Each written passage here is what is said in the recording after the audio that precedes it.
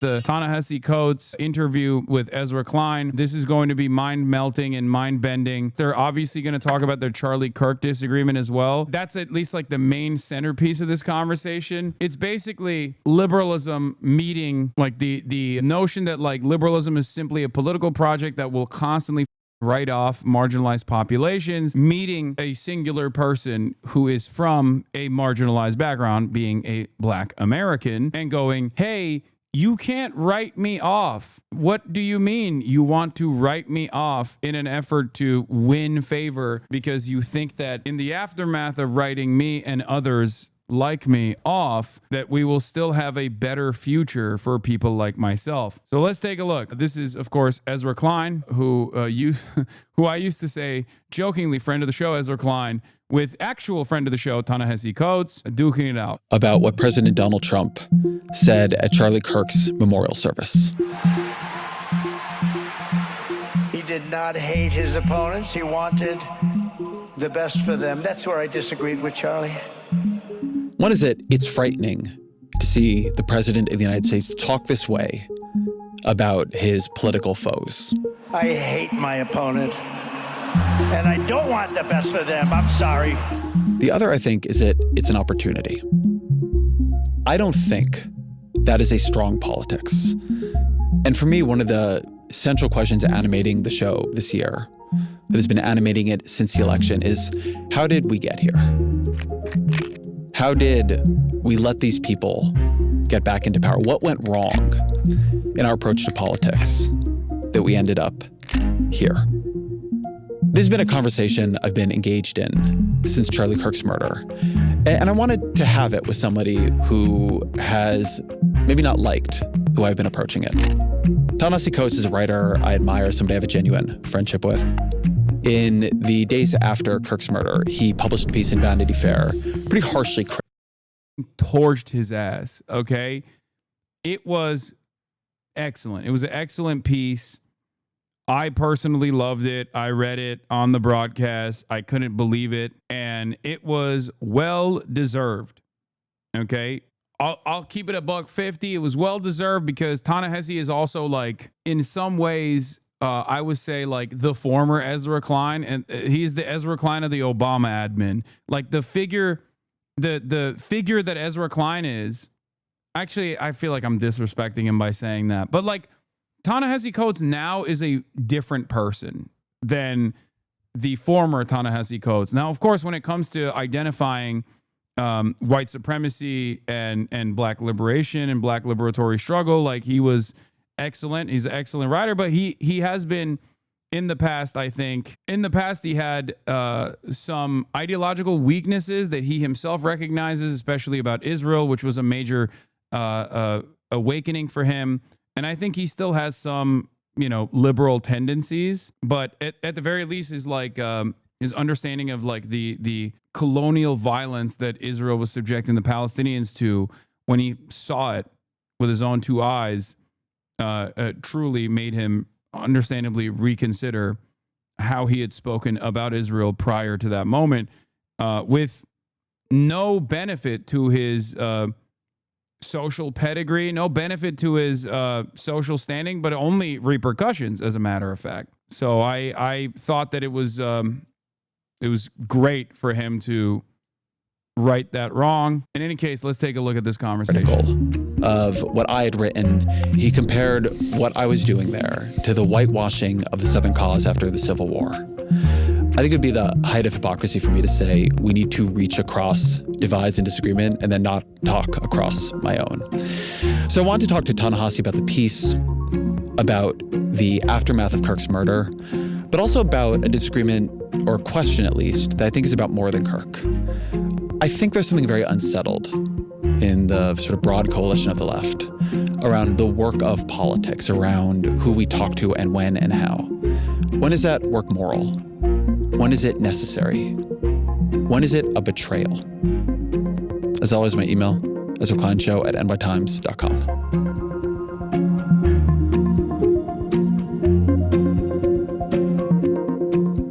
Ta-Nehisi Coates, welcome back to the show. Thanks. I don't know what number time this is. I think you're one of the. If you go back to the box days, I think you're one of the. You're on the leaderboard for sure. Yeah. Well, it's good to see you, man. Good to be here, Ezra. Thank you. All right. Well, let's jump into the disagreement. You wrote a column responding to my column on Charlie Kirk. Which is so uncomfortable. It's okay. What was your disagreement with what I wrote after Kirk was assassinated? Yeah. First of all, I just want to thank you for having me. You know, I know that I've had to read things about myself that, you know, criticize my work. It's never easy. And people often have a very, very different response than the one you had, which is to invite me here and to talk it out. So I appreciate that. I want to say that up front. I felt that when I initially read the column, and I guess we should be fully transparent here and say there was a discussion between us privately before there was a public thing. Yeah, we text. Yeah, we did. We do text regularly, and we did text about this. So I felt like, having not done the research that I eventually did for the college, there was something off about what I knew about this guy. And the presentation of him as, and I don't want to misquote you here, but as basically a paragon of politics and how Doing politics the right way, Ezra said. politics should be done. I think I had the same reaction that most ordinary people would have, which is absolute horror at the idea that this guy was somewhere speaking and was killed. But I always think it's like important to differentiate how people die versus how they live. And then after doing the research, I had to be honest with you.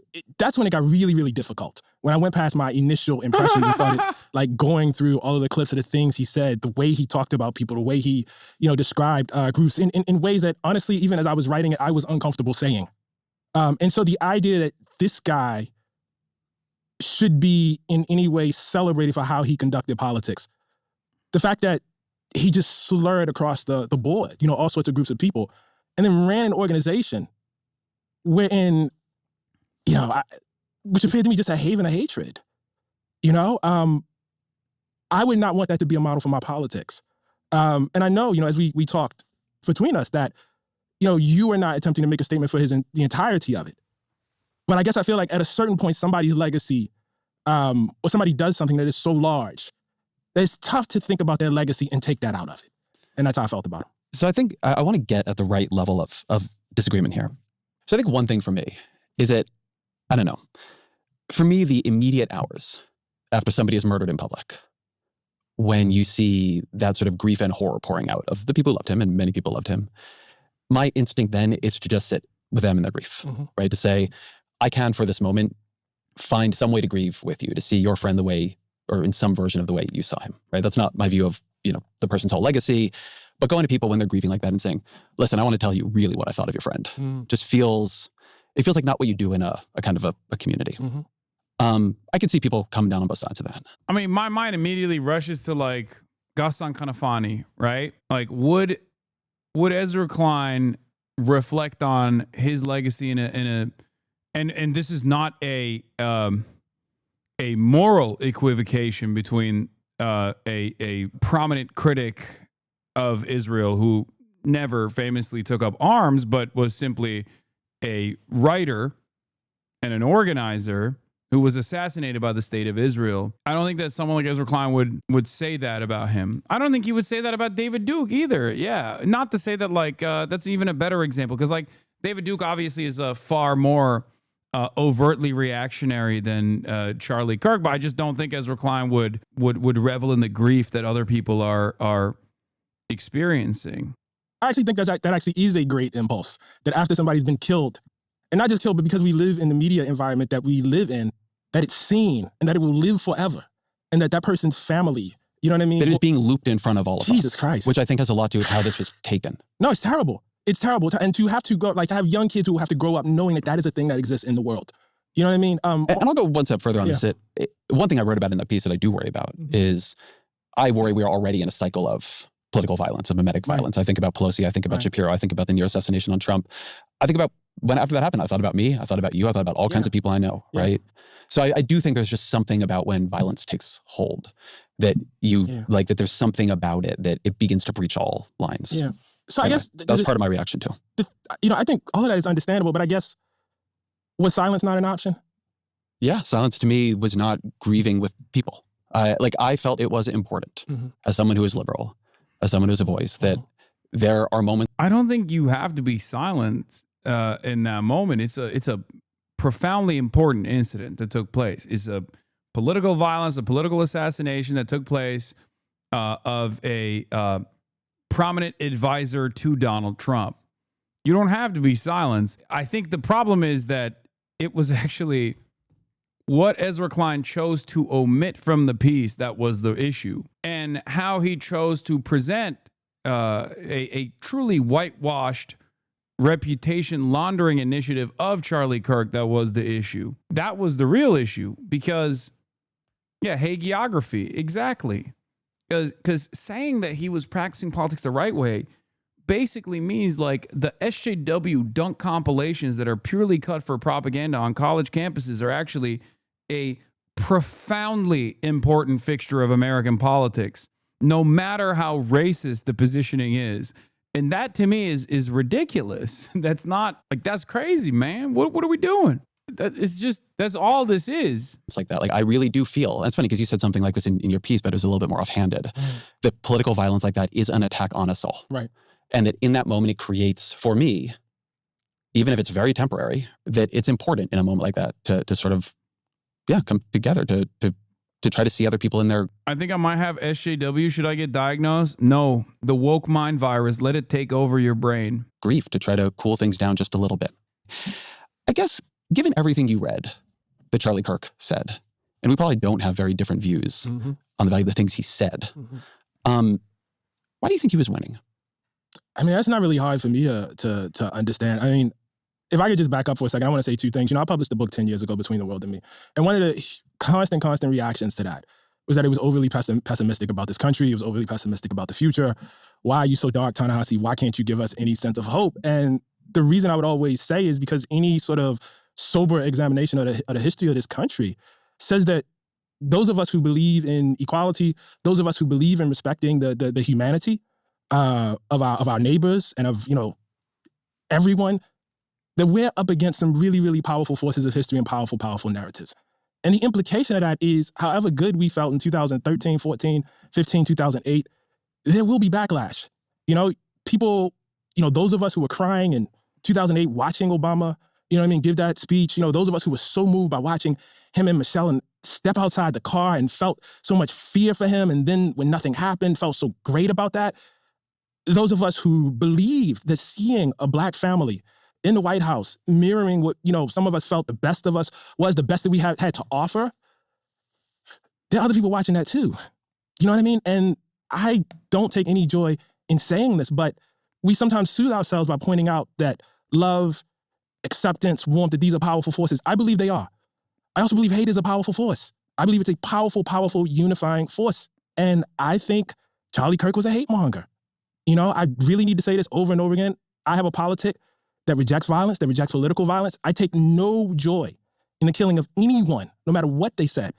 But if you ask me what the truth of his life was, and the truth of his public life, I would have to tell you it's hate. I'd have to tell you it is the usage of hate and the harnessing of hate towards political ends. Then let me flip that question actually a bit. Why are we losing? We're losing because there are always moments when we lose. See, that feels very fatalistic to me. It doesn't feel fatalistic to me. It feels like the truth. I mean, and let me express what I mean. I'm Ta-Nehisi Coates. I'm the writer. I'm the individual, right? But I am part of something larger, and I've always felt myself as part of something larger. I think the notion that in order for Democrats to win, they have to expand the tent is true on its face.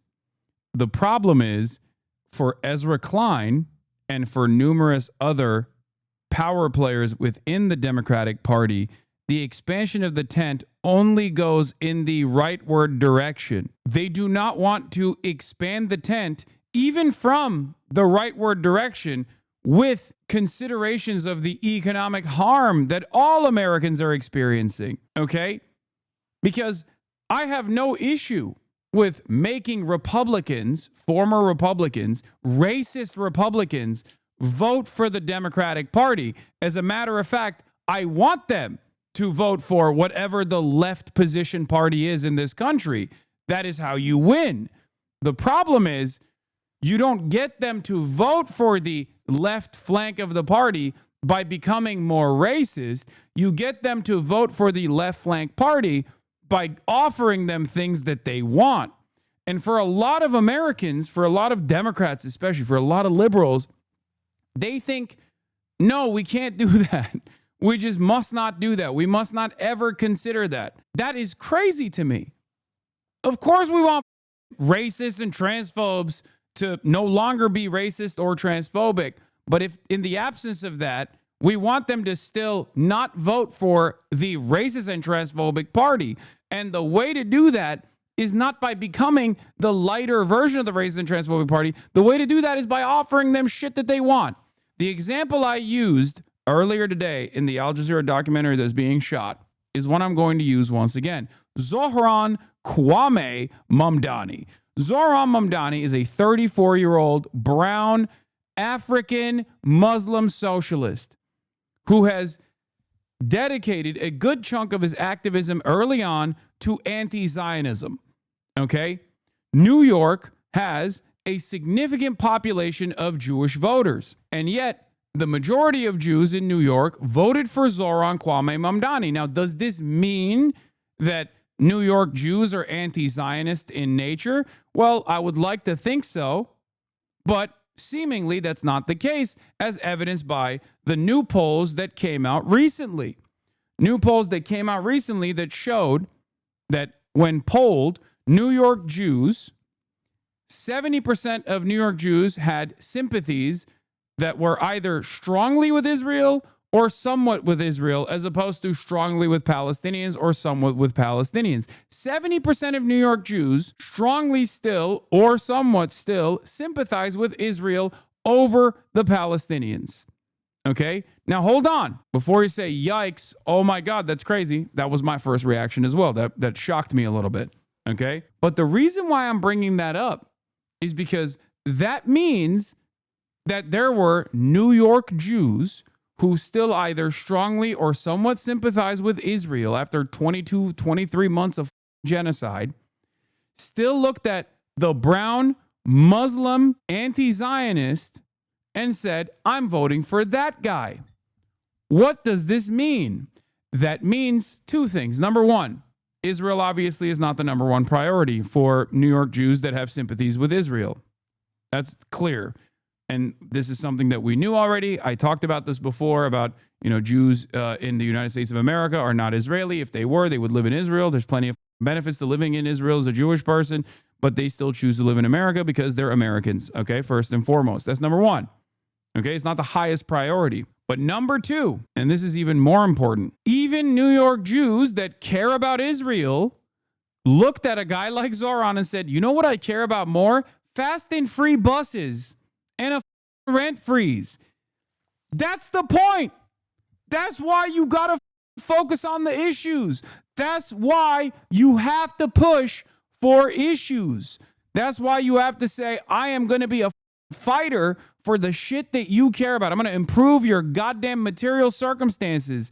That's it. If you look at the numbers, 74% of New York Jews say they strongly or somewhat sympathize with Israelis over Palestinians, and yet Zohran won the majority of Jews in the New York Democratic primary.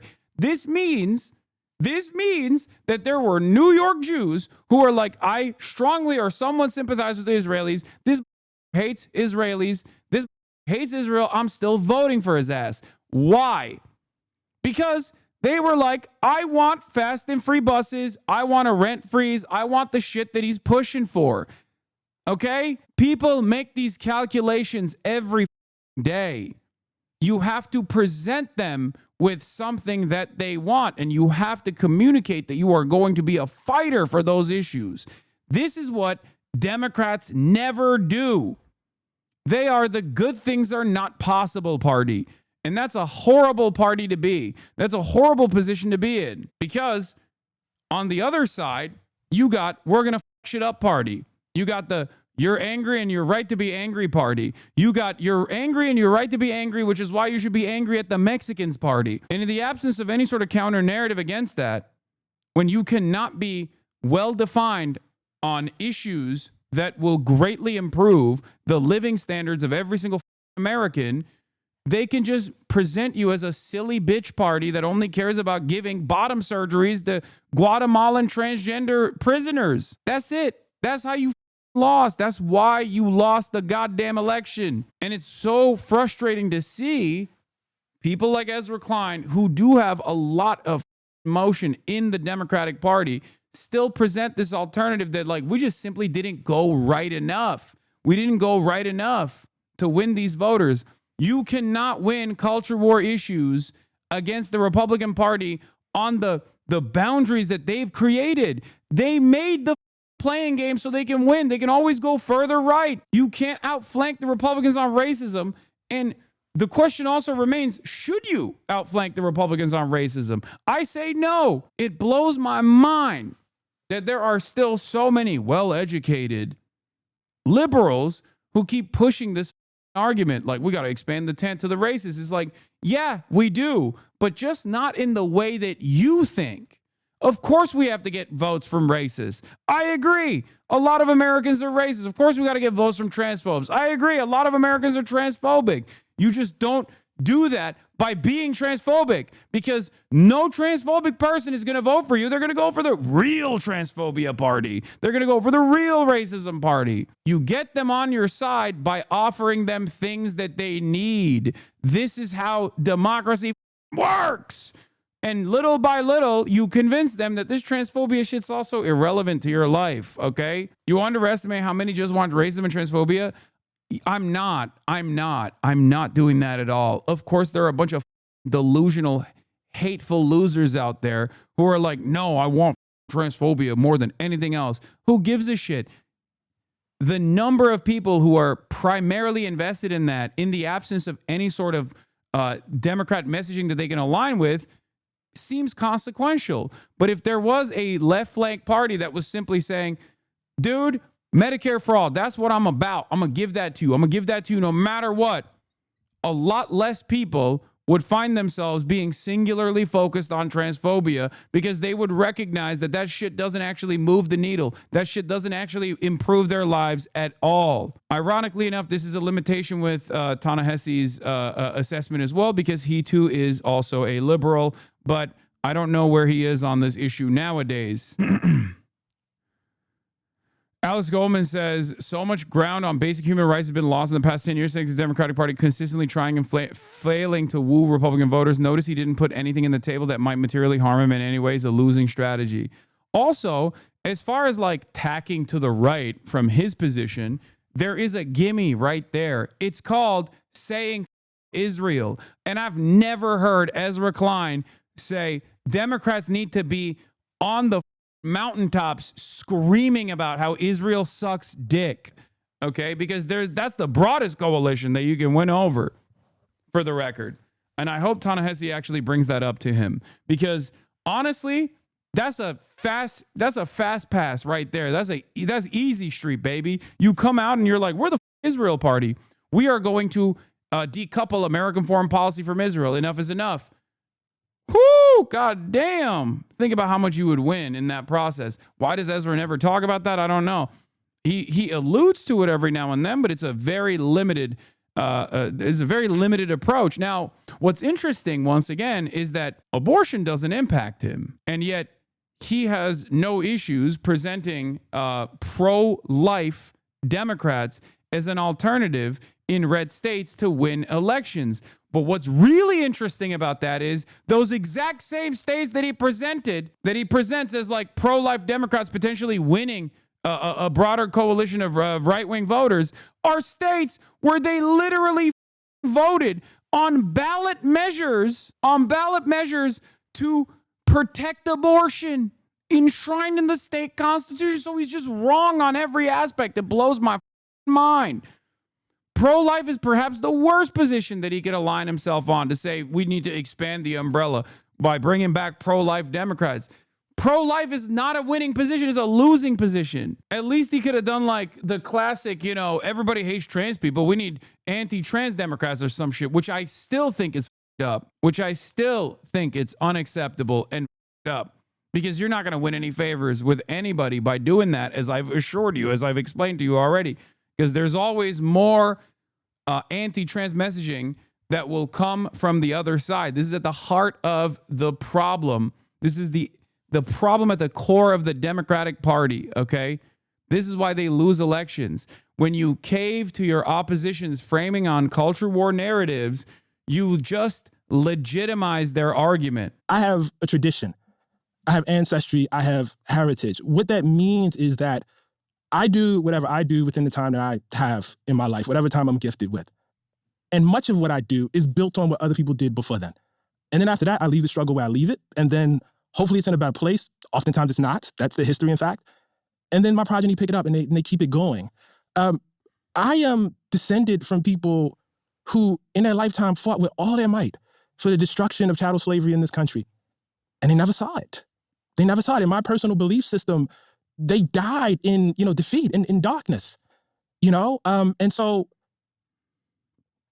I guess the privilege that I draw out of this, the honor that I draw out of this, is not that things will necessarily be better in my lifetime, but that I will make the contribution that I am supposed to make. The fact of the matter is, as horrifying as, that the killing of Charlie Kirk was, and as horrifying as the feeling is, this moment that we are in, an era of political violence, and I don't want to sound flip here. Not to be mean, but Ezra's problem is whiteness. Oh, dude. I mean, not to get all like 2016 BuzzFeed with it, but like, yes. No, 100%. Because like, I have noticed that. that like the broad majority of like the liberal commentariat that had Ezra's style reflections on Charlie Kirk's background and Charlie Kirk's political output do unironically come from that same that same inability to address like the dehumanization that came along with Charlie Kirk's narratives. I mean, it's true. It's true.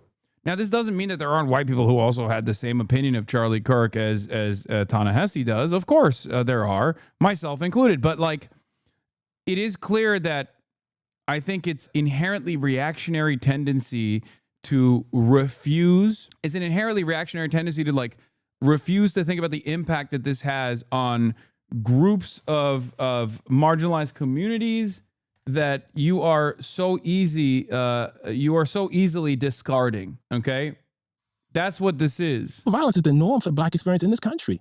It just is. I don't even mean like the Malcolm X, Martin Luther King variety of it, right? Which is the norm too.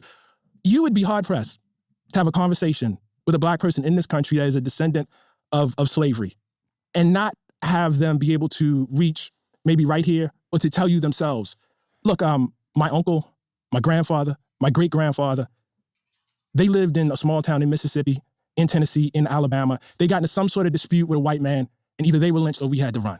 Political violence runs through us. It is our heritage. Is that good? No. Do we valorize it? Absolutely not. Do we minimize it? Absolutely not. But a life free of it is not a thing that's really in reach in my time. Sometimes I think that having a historical scope that wide can make the present too deterministic. So to me, I look at the last 8, 12 years. Mm-hmm. And what I see having happened is we, the coalition I am in, the things I believe in, lost ground. And people determinedly worked to make that so. Charlie Kirk worked to make that so successfully, right? I think that when he began going to college campuses and putting out a sign at a table, what he was eventually going to build was not obvious, right? I think he worked. I think he was a successful political actor. And I think that from when in 2016, we lost to Donald Trump the first time, very narrowly, won the popular vote, right? And then in 2020, we almost lost to him and began seeing we were losing a bunch of voters we thought we were fighting for, right? Losing more working class voters, losing non-white voters, right? Something was changing, but we won, so okay. And then in 2024, we really got our asses handed to us. And we let a much more dangerous form of politics fully erupt. And I think that reflects strategic decisions they made. I think it reflects decisions we made. So I think for me, it's not enough to say, we lost, there are backlashes, sometimes you lose. I think it requires like a very fundamental rethinking, like a disciplined strategic rethinking of what have we been doing? Why are people preferring this to us? And I do think that is like, it opens up into something. more. That I think that yes, I agree. I agree. Nothing he said is wrong. What's wrong is his solution. Yeah, of course, in the aftermath of a major political defeat against a party that has historically, in the last 3 decades, never won a popular election victory, with one exception. Of course, it's important to reflect on it. You're not really saying much when you say that, though. You're saying that there must be an autopsy conducted. Yeah, no shit. The issue that I have with Ezra Klein is not that he wants to conduct an autopsy on how the Democrats' laws. The issue that I have with Ezra Klein is that his autopsy is wrong. there is a practice of politics here that in a narrow sense I was talking about Kirk, but in a broad sense reflects to something that I thought was going to be an argument stretching across the show for like a year, right? I think more of it came out in this than I had intended probably. But I think in many ways we've stopped doing politics. We've written a lot of people off. And in writing them off, we are losing and we are unable to protect ourselves, unable to protect them, just unable to make good change in the world. Can you say more about that writing them off, please? Yeah. Why don't we start it here if we want to talk about writing them off? I've been obsessing recently for a piece I've been writing about the Hillary Clinton deplorables comment, and I want to play it. You know, to just be grossly generalistic, you could put half of Trump supporters into what I call the basket of deplorables, right? She was right. She was right. She was goddamn right. Okay. Oh, yeah. Okay, I'm joking. You shouldn't. Sometimes, even if you're right, you shouldn't say those things. Also, especially if you're someone as patently unlikable as Hillary Clinton, you should never say those things. They're racist, sexist, homophobic, xenophobic, Islamophobic, you name it. And unfortunately, there are people like that. And he has lifted them up. He has given voice to their websites that used to only have 11,000 people, now have 11 million. He tweets and retweets. They're offensive, hateful, mean-spirited rhetoric. Now, some of those folks, they are irredeemable, but thankfully they are not American. What do you think when you hear that? She probably shouldn't have said it. Do you think it's true? I mean, it's probably not how I would say it, but, you know, I mean, there are things that I would say, you know. I probably would say what I said earlier, you know, in the interview about the force of, and I mean, as I've been saying this probably since as long as we've been talking, you know, but I'm not, I just want to be clear about something. I shouldn't be running for president of the United States. You know what I mean? And my expectations for the rhetoric of writers, intellectuals, journalists, et cetera, is very, very different than what the expectation should be for people who you know, expect to hold office. Yeah, so I agree with, right? I think that there are different jobs in all this. But when I say we began writing people off, I think that something that happened, and I think something I saw in this debate, but kind of like underneath it, was that the work of politics, of bridging over a lot of profound, fundamental, moral disagreements, I think became somewhat demeaned, diminished. It began to seem like, in many cases, a betrayal to people. The tent shrunk. The people I feel more comfortable with wielding power shrunk. And I think what Clinton was saying there came from somewhere. It came from, you know, the sort of culture that had emerged. It got worse over time. And then I think it really contributed to us losing. And meanwhile, this is why when I say, like in that initial piece, there was something that I respected in what Kirk was doing, like going in, having debates, using them opportunistically. A lot of people throwing back at me that, oh, he wasn't debating to find truth. Of course he wasn't debating to find the truth. He was doing politics. He was trying to persuade people. And I've watched on our side, not opportunistic engagement, but a lot of, I would say, counterproductive disengagement. The other side of the story about like writing people off that I find to be so silly, because this is like intra-liberal conversations taking place. There is also a level of punishment that liberals issue their own popular politicians that like Republicans simply don't. When a Republican says black people are violent, you're writing off all black people, okay? There is no expectation from a Republican politician to actually go back on that. As a matter of fact, many people go, no, hell yeah, say more of it, King. Like, that's literally a writing off of a significant chunk of the population. That's 13%. Like, at least with Hillary Clinton, when she's saying that thing that Ta-Nehisi says she shouldn't have said as someone running for office, she's writing people off of ideals that they represent and not like some other inalienable trait or characteristic. Racism is not like an unchanging quality. But would you like to see one of us put up a sign outside of, say, some white evangelical church in Alabama debate me on abortion, and then use that content to say such and such smashes, you know what I mean, church parishioner here, such and such owns church parishioner. I would like to see. Would you like I would like to see people on our our side. Yeah, go to evangelical churches, go to places that feel unfriendly, have conversations, and look. I put things up on YouTube. They're fairly successful, not the best of the business, and I don't use capital letters destroys in them. I think you can do it more aligned to hopefully our value structure, our political approach, our political aesthetic, at least the one that I believe in. I shouldn't overuse the term "our" here, but we weren't doing that either. Bro, he wants destiny. That's what he wants. That's what he wants. No, we weren't. I know for instance, I don't know if it's on YouTube anymore, but I received an invitation, for instance, I think about when I went up to West Point and I had to go there and talk about Between the World and Me. I had to challenge them very, very directly about what it meant to have, at that time, Confederate memorials up there, and to, talk about, a Confederate, I can't remember, what the motto is exactly, but basically it's an argument against lying and what it meant, to have that there and have those grand historical lies. I mean, we had a really, really great interaction. I don't know that, I know everybody didn't agree with me. It would never occur to me, and I think it actually insults the dialogue to take that and say, Ta-Nehisi owns West Point cadets. You Ta-Nehisi really not smashes. recognize the kind of culture I'm talking about here? Like, really? I'm sorry, say more. No, The comparison that Ezra Klein presents, once again, is a conflation of ideals, ideology, and characteristics that are unchanging. Okay? Blackness and the concept of being black is not a quality that you can wash off, is not a quality that you can change about yourself, whereas being an evangelical who believes that abortion is murder is a quality that you can reason with or potentially change the minds of people on. This is a fundamental asymmetry that exists in this left-right dynamic that I despise. Do you understand? Like, Charlie Kirk wasn't bad because he was just saying that, like, his economic worldview was about, like, deregulation and more deregulation and more tax breaks for the wealthy. That wasn't the bad aspect of his doing politics the right way.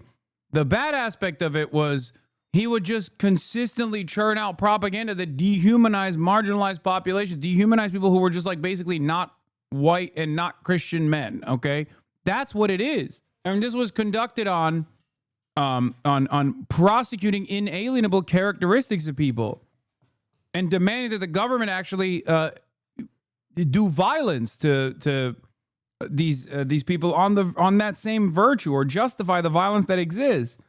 It's very different than just, like, dunking on an evangelical over their understanding of abortion. I mean, what do you mean? I think there really was a move towards the sort of approach Clinton is offering here.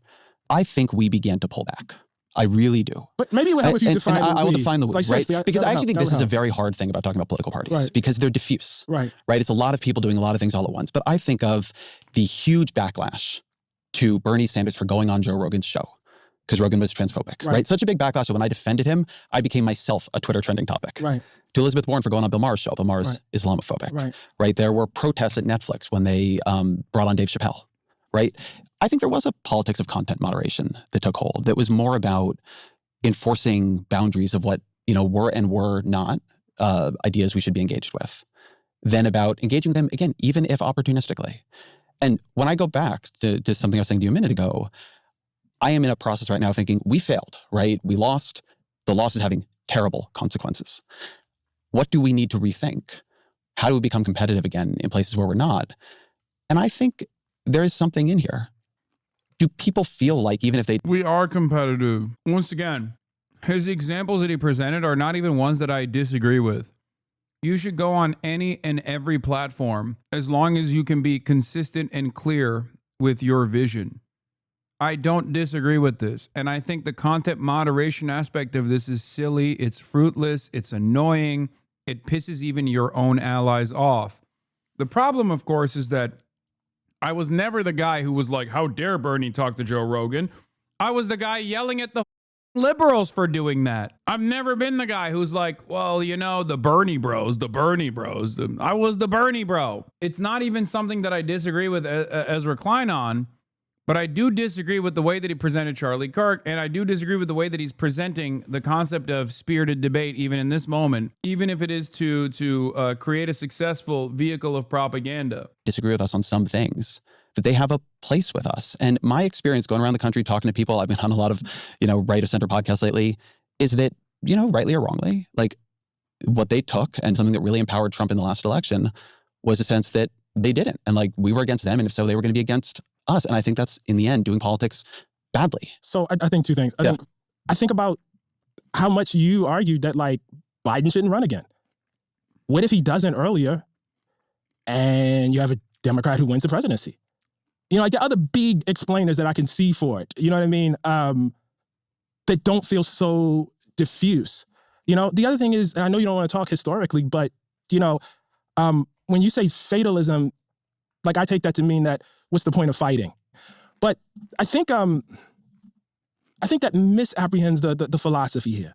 It's not that you know what's going to happen. It's not that you know Donald Trump is going, it's that you don't underestimate what you are up against. It's actually kind of the opposite. I mean, man, you yourself wrote these articles about how high the level of racial resentment was, that this country, or some segment of it, was so, as the term was used at the time, racially resentful. I call it racist, but that it flooded down to Barack Obama's dog, Bo. Mm-hmm. That's not a small amount of power. Like, that's not a small force. And so, just really quickly getting back to Charlie Kirk, like, I would watch those clips of him saying those things, man, and I would see how people would cheer and get charged by it. People get activated by hate. It's a very, very, very strong force. And so I don't think it requires you to feel that you will eventually lose. On the contrary, I think it requires you to feel that even if you do lose, you have this kind of steadfastness, you know what I mean, to keep going. In today's super competitive business environment, the edge goes to those who push hard. This is a great point. And I think I really saw it, in some ways more in Trump's first term, but I see it now too, which is the worse from your perspective, my perspective, the other side gets, the more people want their reaction to sort of be, and their strategy to be emotionally consonant with how they're feeling about it. Mm. Because these people are so bad, there can be no quarter, right? I had somebody we both know, I'll say an eminent academic of one form or another, email me after these pieces and just say to me, like, we are not on the same side anymore, right? The what I was doing was too far, right? Like, we are just not on the same side, if I could say these things. Mm-hmm. I have a feeling right now that we are closer to genuine national rupture, certainly even in my lifetime, right? The idea that this experiment, that America could topple into something else, into something much worse, into some kind of new extended regime, feels very real to me, right? I remember when I was on the Why We're Polarized book tour. I interviewed you for it. You did, yeah. The end of that book is this recitation of what happened in the 1960s, the political assassinations, the violence in the streets, like what the state was doing, what was happening. But on the book tour, what I would say is my nightmare scenario is that level of violence and fracture with these kinds of parties, where politics is not for all of its flaws, a calming force, because like the views are diffuse across the two parties, but an accelerant. And I think we're much more now in the world I was fearing. Okay, so I think it should make you think, okay, what does some kind of de-escalation before you get to rupture look like? But the other is that there are a lot of people who live in places we used to win not that long ago. So I've been thinking about Obamacare. When Obamacare passes, there are Democratic senators in Arkansas, in Louisiana, in West Virginia, in Missouri, in Indiana, in North Carolina, in South Dakota, in North Dakota. And I've been thinking that I think for a lot of us, to twist the line about capitalism, it has become easier to imagine the end of the country than winning a Senate seat in Missouri. I can't believe you just bastardized the Mark Fisher quote. That's crazy. Bastardizing the Mark Fisher quote to talk about the inability of Democrats winning red states is crazy. Okay, let's just continue. Or Arkansas. And I think that's a problem. Yeah. So I think a couple things about that. First of all, I just want to bring in the okay, everybody. One thing that you fundamentally misunderstand about Ezra Klein liberalism, is that in many ways he's actually not dissimilar to the way that Destiny presents itself, even though Destiny is a mercenary. He doesn't really give a shit about anything. But for Ezra Klein, the epitome is letting the Democratic Party win. When he says, oh, we have to let the Democratic Party win, we have to do anything in our power to let the Democratic Party win. What he's trying to say is, because when the Democratic Party wins, and I'm sure he'll explain it in a second to Ta-Nehisi Coates, it's still better than when the Republicans win, okay? That's what his argument is. So everything that actually plays a role in undermining the chances of the Democrats winning is actually wrong and bad. If the Democrats are going further and further to the right, at least they're not going to be as bad as the Republicans are. That's a problem.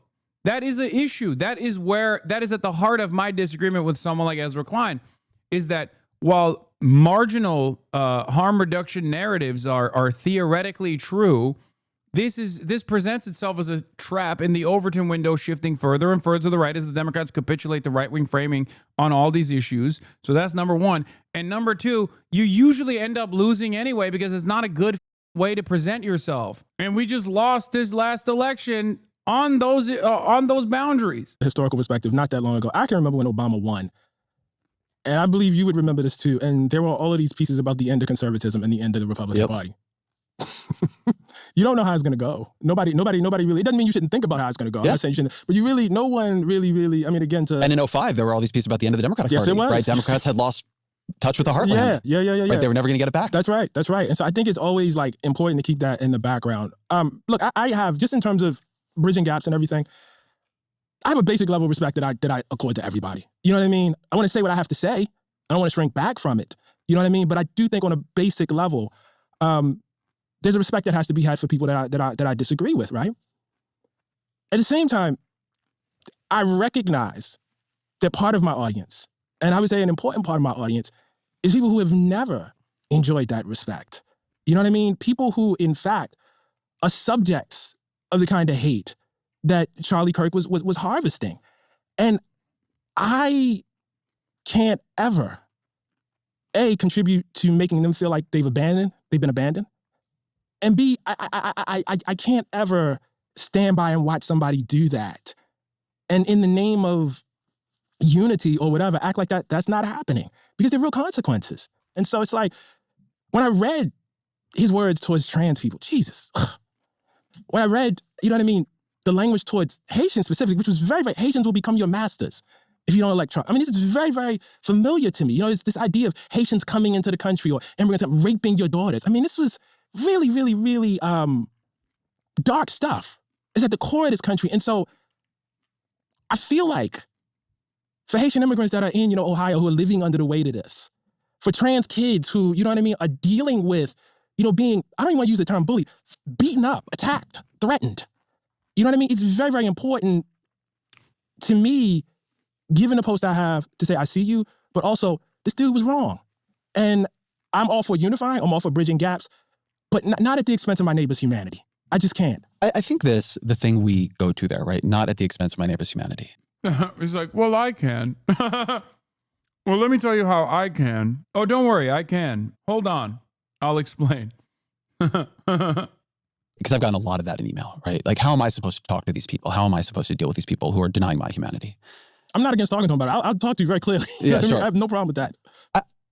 I guess the place where, I'm not even 100% sure if we disagree, if you just like sort of see a role differently, right?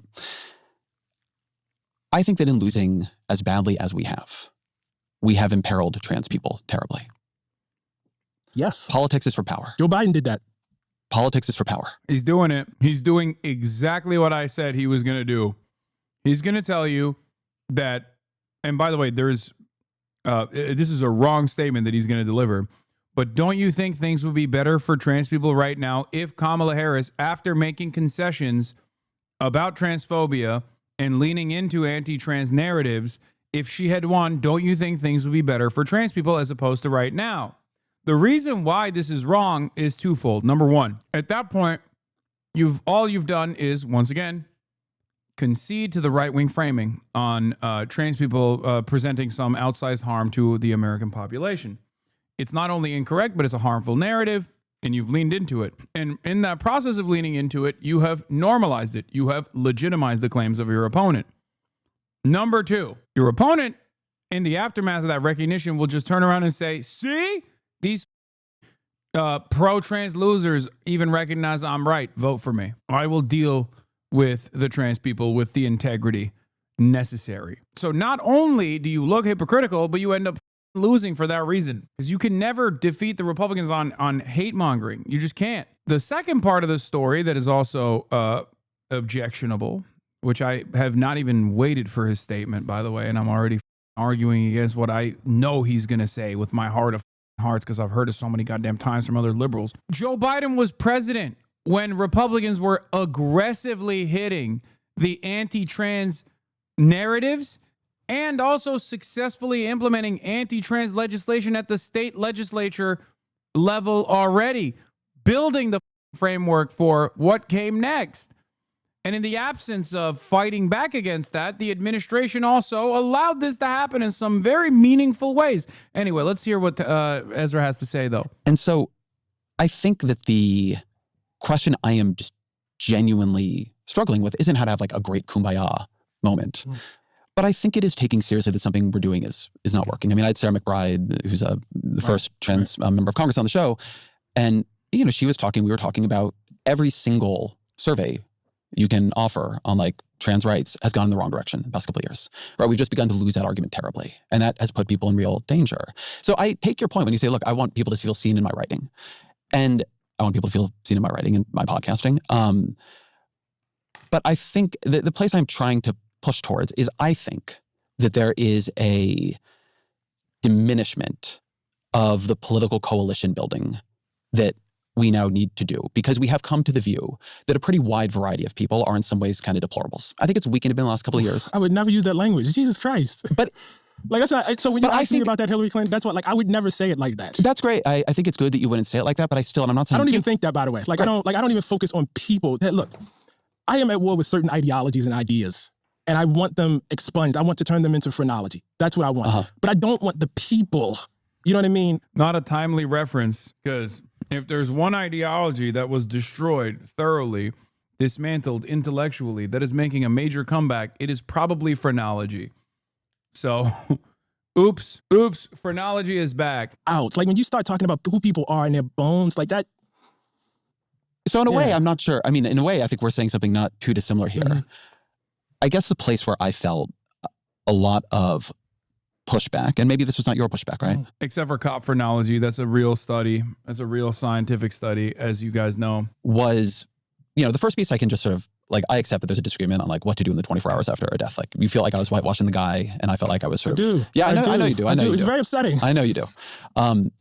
The second piece I did, which I think you saw, was more about this question of what are we going to do living here in sort of two types of disagreement, right? One with a right that where Charlie Kirk has become sort of the center of it, right? He's not unusual for the MAGA coalition. He's a sort of uniting force within it, and the kind of things he believed and the way he did his politics. And then two, what are we going to do? Like, how are we going to be here with people who are like halfway there, right? What does it mean to be in this political community together? What do you think about that question? About how to live together? Yeah. Well, first of all, I think it's a truth. You know what I mean? I think it's it's a foregone, like we are. I really, really believe that, you know? There's no real choice about this. You know, I'm not renouncing my American citizenship. They're not renouncing their American citizenship. So this then, you know, as far as I'm concerned, is a contest of ideas and narratives. Again, all I can go to is my role as a writer. And my role as a writer is to state things as clearly as I possibly can, to make them in such a way that they haunt, to state truths, and to reinforce probably the animating notion of my politics. And that is that all humanity is equal and is worthy of that, you know? And I actually think all of the sort of political and policy positions are, you know, that I probably find myself in sympathy with, are attempting to affect that, you know, in the real world. And so, and again, I'm putting aside your piece, but I'm just you know, thinking about the moment we're in. When I hear or see people who are honored and commemorated in such a way so that they almost become a national religious figure, and then I see their content, and I see that their content is actively destructive to humanity, I have to draw a line there. Like, I think, like, for me, like, the bigger question is, where are the lines? You know what I mean? And I think there's no problem with saying, listen, you can't hurl epithets at people. You're out if you do that. I'm sorry. Look, you want to have a debate about whether we should have affirmative action, you know, in colleges? I'm here for it. You want to have a debate? What does it mean to be on the other side of the line? I'm sorry, what do you mean? What is it? So once somebody's on the other side of the line, right? What does that mean for you? For instance, once you think it's okay. No. I'm trying to make this concrete. Yeah, no, I am too. Yes. Once, for whatever the definition of the line is. Right. What does it mean for you for somebody to be on the other side of it, right? Not somebody who just died, Right. but somebody still living. Right. If you think it is okay to dehumanize people, then conversation between you and I is probably not possible. And so what do you do with the fact that so many people think that is okay? I think what you try to do is, again, this is the difference, right? Like, I don't necessarily have the crystal ball to say that in this time, I'm going to be able to convince a majority of people that, for instance, let's just take the thing that's hot right now. Trans folks are human beings and deserve humanity. Although I think most people know that you shouldn't say what he said. Like, that shit is rude. It's just rude to talk to people like that. And I think most people know that. So it's something. I can't believe I'm actually finding myself in between both of these thinkers in this issue. I believe that if society, let's say tomorrow society is a Nazi society, okay? And we are functioning within a Nazi society, and that might be actually a lot closer than you think. In that situation, there is value to addressing the dehumanizing rhetoric. There's value to doing other things as well, but it's certain there's a value to, at least when you are trying to win favor with those in the margins, that makes sense. This is why I didn't have an issue talking to Charlie Kirk, despite his dehumanizing rhetoric of a bunch of different groups. Not because I think that that is appropriate or because it's my privilege showing, right? But because I understood that a lot of people shared his sentiment, and he was a beacon for this kind of ideology. And not only was he a beacon for this kind of ideology, but he was also straightforwardly like a part of the Trump administration, right? So if tomorrow Nick Fuentes became Charlie Kirk, I would debate Nick Fuentes because there is value in doing that. Only because if they reach a level of prominence, like, you have to deal with it. You have to deal with the ideology. You have to dismantle it. You have to tackle it. Having said that, however, you are under no obligation to engage in sort of post-mortem whitewashing and legacy building for people who have engaged in that sort of commentary. In my way through the question, I actually think that's not a hard line to draw. I think not calling people out of their name, I think that's actually a basic value that most people have. And I think people who think it's not, who are pushing that, are actually themselves on the other side of the line. But so I want to hold on this for a minute, because I do think this is like a very and that's core different question. From policy, Ezra. Yeah, I understand it's different than policy. That's different than policy. I think that one just reality is the president of the United States is a person who, in his comportment as a human being on the public stage, I would have said in 08, in 12, in 16, should be on the other side of the line. Yeah. I think he's a person who does not act with any sense of public or even personal decency. Right. And then he won in 16, lost sort of narrowly in 20 and then won in 2024. And I think the thing that has led to for me is recognizing that I don't get to draw the line. Now, it doesn't mean I don't have one in my own heart, but I think that is the thing that I am struggling with, which is not only is he clearly, for most people, or a lot of people, plurality of the voters in the last election, not somehow way over the line, but that means it's a lot of people who are willing to accept things that I thought we would have found unacceptable. If you had told me, I would have thought that the way he acts in public is unacceptable, and it's not. And so I think for me, and this goes back to maybe the culture that you feel didn't exist, but I feel did, that there was a view that we could sort of work with politics with drawing these lines, that there were people going to be inside them and outside them, and we could work that way. And I think that I am working with the question of what happens if you don't believe that, if you don't control the line. What I see is any line that existed at all collapsing. So I'm watching Holocaust revisionism on the biggest right-wing podcasts, right? I'm watching Tucker Carlson turn into, what I would describe as a white nationalist and become an absolute dominant. Turn into?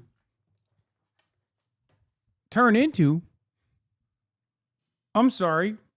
What year is this? Is it 2025 or is it 2016? Is it 2012? Turn into is crazy.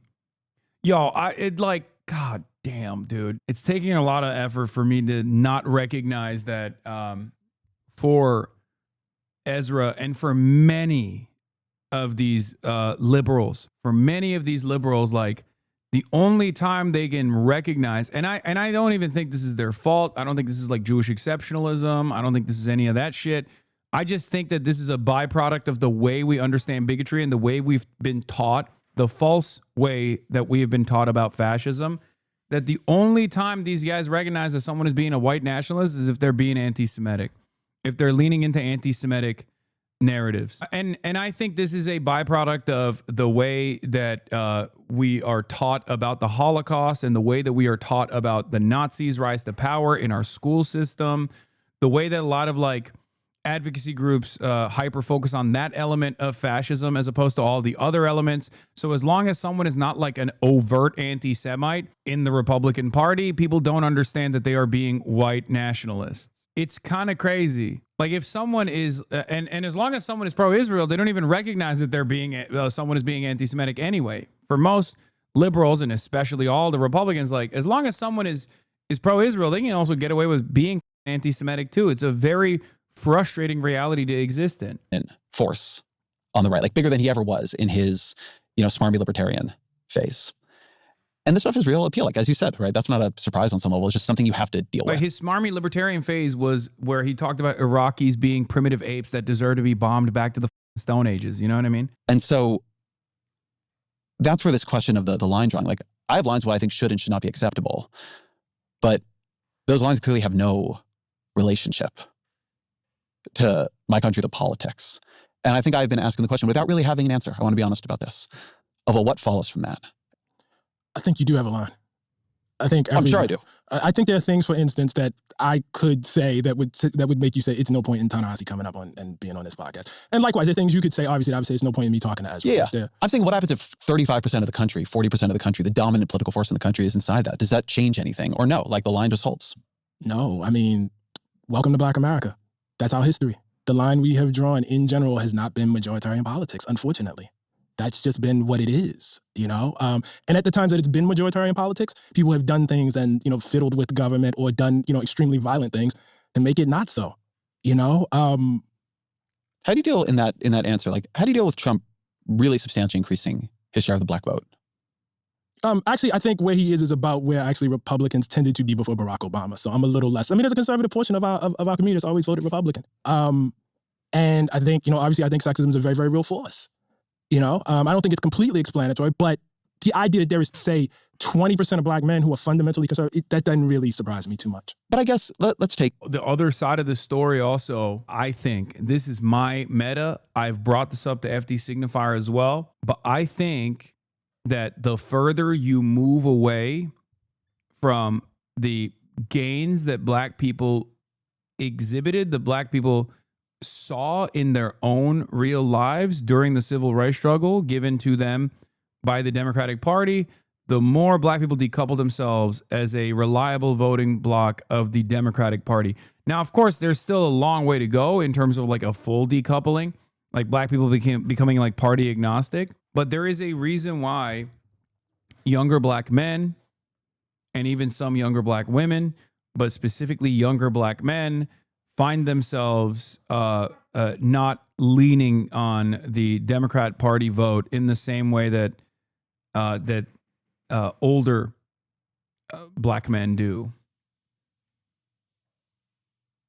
because they have not seen the modern Democratic Party make any inroads that seek to identify and directly help their communities. If the Democrats still carried the torch of the civil rights movement, I think this would be a non-starter. But the fact that they don't, I think, plays somewhat of a role. But as I've said, even when Obama was talking about like misogyny and yada yada yada, and talking about like, Black men, you hate women, I think, or whatever the I said over and over again, the hyper focus on the Black vote is silly, because Black men, Black women, obviously, Black women vote for the Democrats by Assad numbers. It's like unheard of any demographic being this reliable of a voter bloc. They just, it's unheard of. But also Black men in general also are still fairly reliable voters of the Democratic Party anyway.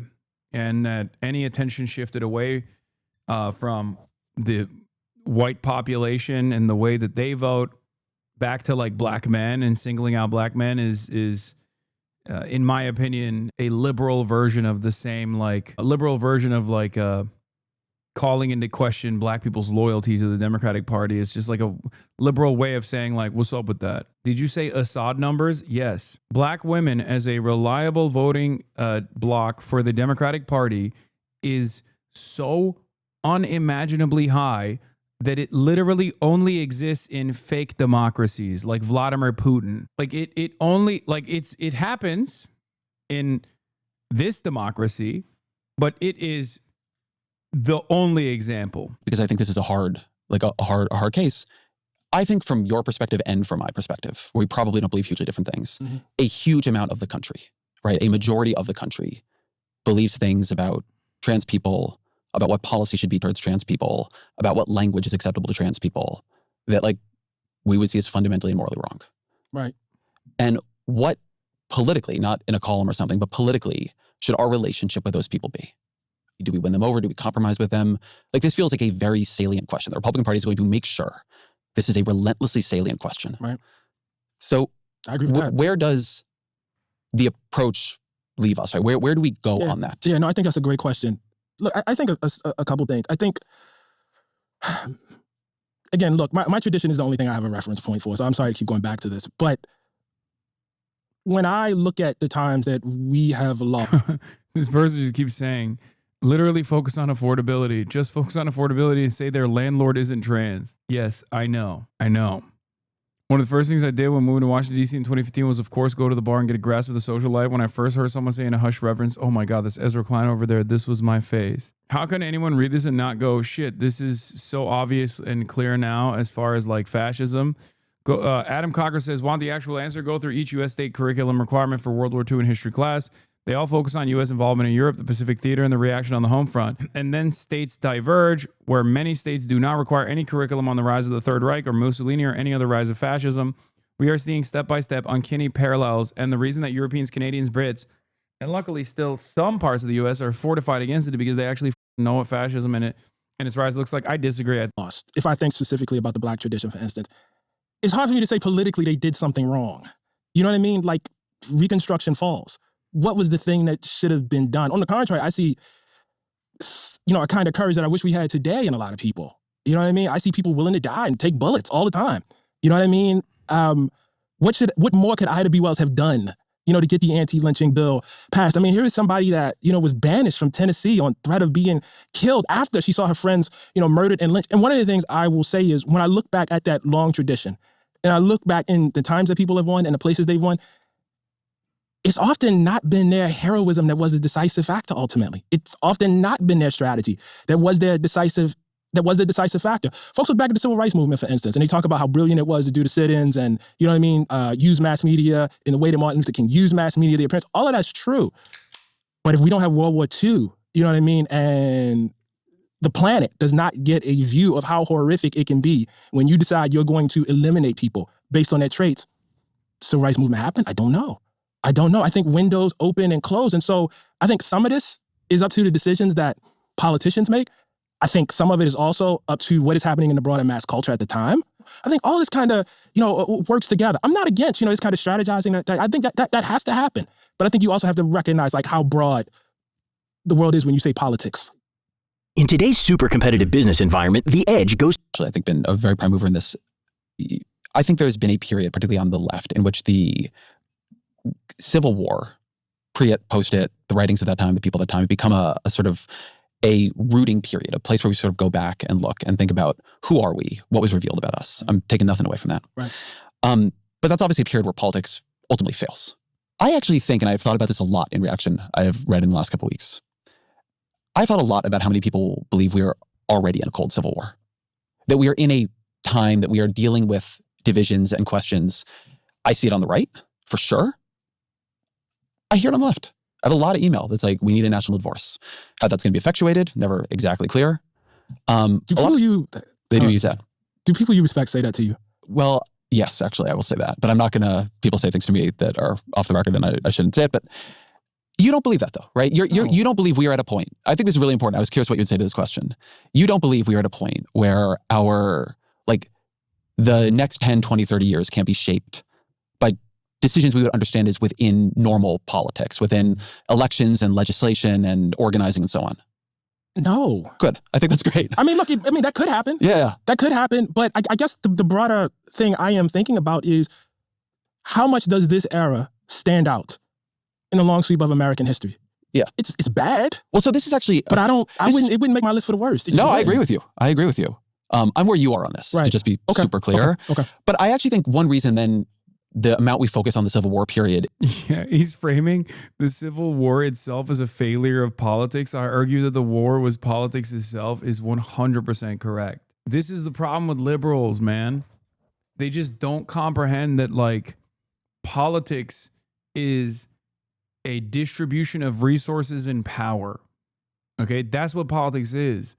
And one of the most consequential aspects of power is violence. Who gets to do it? Who gets to be the recipient of said violence? And he thinks politics is just like people chirping at one another, like a team sport or something. And that's not what this is. Politics is when podcast, politics is when debate. Like, because the assessment in that situation completely turns a blind eye to the ongoing violence and the abject horrors of chattel slavery. Of course, nobody wants violence to take place of any sort, but that's what the abolitionists were fighting against anyway. They were fighting against the systematized version of violence that many turned a blind eye to or would die defending. I think in many instances, like, this is something that I tried to bring up in the New York Times piece that I wrote as well, where it's like, the difference with Charlie Kirk is that his death was not unique. Okay, America is a very violent country. The exceptional nature of his death was that it was for one of the few instances directed at someone in a position of power, someone with a position of prominence. Because, and this isn't to say that it's appropriate. Of course, it's inappropriate. It's completely morally repugnant. Okay. But the children that get slaughtered and the teachers that get slaughtered in school shootings are also still human beings. We've just completely shut off our brain and desensitized to that sort of violence happening all the time. And I think, like, for Ezra Klein, I think that's where his fear stem from as well, which is that violence could turn its crosshairs, its ugly crosshairs, on someone like himself, or even, I've talked about this very honestly as well. Like, this is I'm too close to the situation. If you recall, this is what I said over and over again. But if I were to pull myself out of it for a brief moment and engage in any sort of like systematic analysis, this is ongoing and ever present. One great example is the mass shootings that took place this past week over the course of 24 hours. 2 Iraq war veterans went and engaged in acts of domestic terrorism. One in North Carolina on a boat, pulling up to a bunch of restaurants and shooting at people inside of those restaurants and killing 2 people, I believe. And then the other in Michigan at a Mormon church. I think there was 3 actually, but the 2, I believe there was actually 3 mass shootings that took place, not even 2. Okay, the numbers keep growing. People are saying Texas, Michigan, North Carolina. Now they're saying 4. Jesus Christ. See, that's what I mean. It's like it's ordinary. It shouldn't be, but it is. I disagree a lot with the conclusion you came to. The issue is that the entire time the side who mad about Kirk has said people kill people, guns don't kill people, and a single person killed behind a person. They said we know the solution is an entire group of people. Yeah, those guys are assholes and opportunists, man. Is tricky is because that's a period when it didn't work like that, right? You actually had to go over the cliff of that and have the war. I've been thinking a lot about, because I've been reading a lot about McCarthyism. So I've been thinking about that whole period. And I agree with it. No, I'm just kidding. He's going to be like, McCarthy has some good ideas. You just sort of brought up the World War II as, sort of a generator of the politics that allows us to have the Great Society, the Civil Rights Act, et cetera. I think another way of sort of glossing that is you have the rise of Red Scare politics, which predate McCarthy. You have Joseph McCarthy, who is just for a period an unbelievably dominant force. It's insane. Everybody who challenges him loses. That's right. He becomes a complete kingmaker. He's eventually boxed out and beaten by... Is he saying Joseph McCarthy was doing politics the right way? I'm going to lose my mind, bro. Joseph McCarthy was doing politics the right way, just like Charlie Kirk. Dwight Eisenhower, sort of center-right, very, very anti-communist politician, but who can sort of take the center from McCarthy. But then it's like, what happens next? Nixon, who is the genteel red baiter to McCarthy's non-genteel red baiter, runs the next election. He's beaten by JFK, who's a very left, very anti-communist, sort of runs to Nixon's right on communism. And he does it with Lyndon Johnson, on the bottom of the ticket, sort of representing Southern politics in the Democratic Party. It's a very, very, in a way, checkered series of moves that are accepting huge amounts of McCarthyism at that time. And yet it does sort of lead to political power that is then wielded in a very, very different way within fairly short order. I take from this, I've been thinking about this because I think we're sort of in a new McCarthyism, some lessons on how politics can work and like the give and the take of it. We've been sort of brought up the Civil War a bunch, but what do you take from this period? I take something that we've kind of been circling for this entire conversation, which is that the role of politicians and the role of writers, intellectuals, et cetera, is very, very different. Politicians do things that I wouldn't do. I don't, for instance, I don't hold JFK or RFK up, you know what I mean, as the people me I would, neither. right? Yeah. I'm not a fan of JFK Camelot revisionism. But I guess it's not a very good president. That's like a separate thing from whether, you know what I mean, why politics happens the way they do. Let me give you an instance that often also comes up. That's not the Civil War, and that's the New Deal, right? Mm-hmm. Like, I think there is a pretty strong argument that the New Deal not a strong argument, but it's pretty clear that the New Deal did quite a bit to create the social safety net, expand, create an American middle class, right? That's true. Did FDR want to, in his heart, exclude Black folks in the way that they were excluded from it? No. That was the price of getting the thing done. I understand that as politics. But were I there in that time, it would be incumbent on me to yell at FDR to not do that. Mm-hmm. And I just think that's really, really, really, really important. We don't all have the same role. When I wrote Case for Reparations, it was not my expectation, nor did I even think it would be politically intelligent for like Barack Obama to go up and yell, "I'm for reparations." You know what I mean? But that's different than, you know what I mean, my role. Yeah. I guess the substructure of a bunch of what I am saying, which may or may not be in argument with you. It's just, right. When I texted you to come on, I was like, I've been thinking about what the underlying arguments are here. Mm-hmm, so you're kind of getting this spilling out of my brain. Mm-hmm. I think that there is a work of politics that for a bunch of different reasons has become demeaned. And I think, and this does not speak well of the people, so to speak, in power doing it, but I think that they are not doing it well. I think the culture around them, I think politicians are not always leaders. I think they're often followers. And dude, the crisis at the heart of liberalism is their inability to actually lead and constantly find themselves in a defensive posture against increasingly violent reactionary sentiment. Ezra Klein is quite literally advancing that same crisis every time he speaks on these issues and says, there is no other option. We just have to cower in fear. They are far too powerful. Someone like Zohran Mamdani obviously directly betrays this notion, and I don't know what his assessment of someone like Zohran Mamdani looks like. I don't think he's like outwardly anti-Zohran, for the record. He wouldn't dare, but I suspect that his analysis of Zohran probably leads to all the same wrong assessments that many prominent Democrats make. How big is Ezra's audience? Do people actually listen to this and get something? Ezra Klein is the lib whisperer, okay?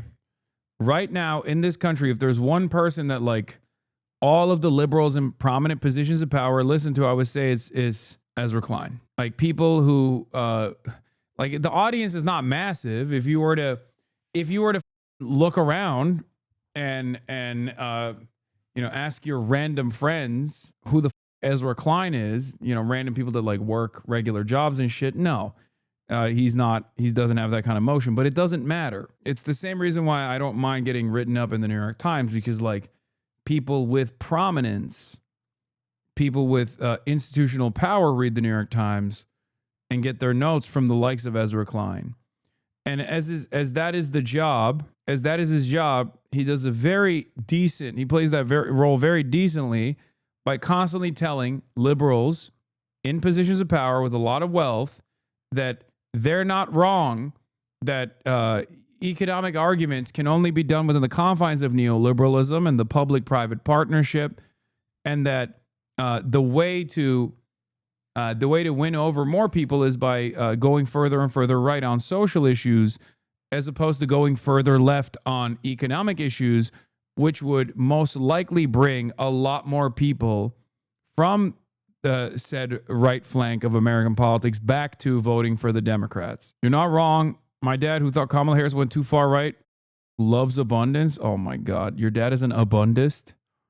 That's crazy. I think that the idea that that kind of political coalition building across these gigantic differences, building across public opinion, both not just as you wish it existed, but as it exists, has become, seen and like treated as often betrayal, cowardice, moral fallibility. It's not, I think it's fine to say people got different roles. And in fact, it's good for intellectuals to criticize the politicians.